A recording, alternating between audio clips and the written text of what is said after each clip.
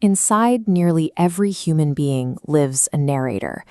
It's that constant voice in your mind that comments, compares, and defends, tagging the world with the words I, me, and mine. We fall for a specific illusion because this voice is entirely internal. A thought arises, and we call it me. A fear tightens our chest, and we call it intuition. We mistake this running commentary for reality. In Chapter 10 of The Middle Pillar 3, The Architecture of Awareness, Daniel Tanguay asks a question that shifts the entire perspective. Could the voice in your head be a structure your life built for protection? The Middle Pillar Society frames the ego as an organizing center.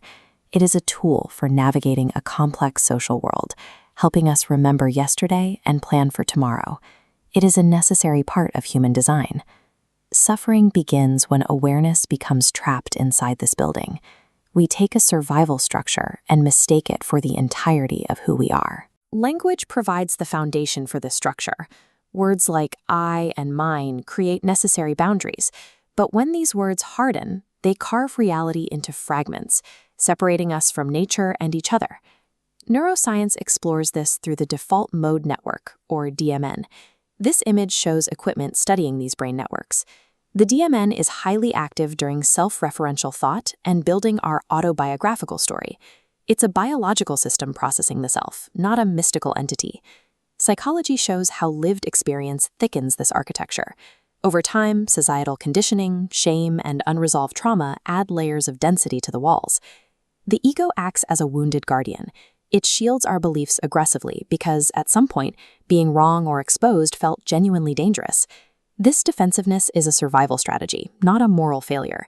This is why spiritual mandates to kill the ego often fail. Attacking a protective structure only causes the wounded guardian to fortify its walls. The ego has a primary directive. It wants stability. It tries to freeze the flowing river of identity into a permanent, predictable state to keep us feeling safe. But reality is fluid, and your world is in constant flux. The self is a pattern in continuous motion. When new information threatens the ego's rigid box, it panics, defending the old story to hold the self together. We see this defense in the way we judge others, dismiss facts, or reach for control. We are trying to avoid the disorientation of our identity shifting.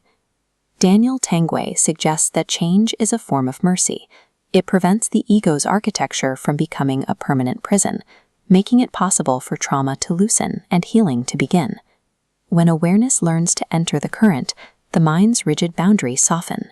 This is ego dissolution, a state where the narrator grows quiet and the world is no longer filtered through a private center. This softening happens during meditation, intense grief, immersion in nature, or sacred ceremony. These experiences allow the self-story to recede. Psychedelics represent one method for altering DMN connectivity and loosening these boundaries.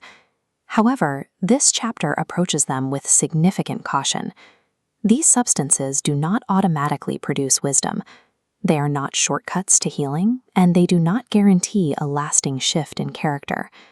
An intense altered state only remains expansive if it is held within a strict container of legality, psychological readiness, and qualified support.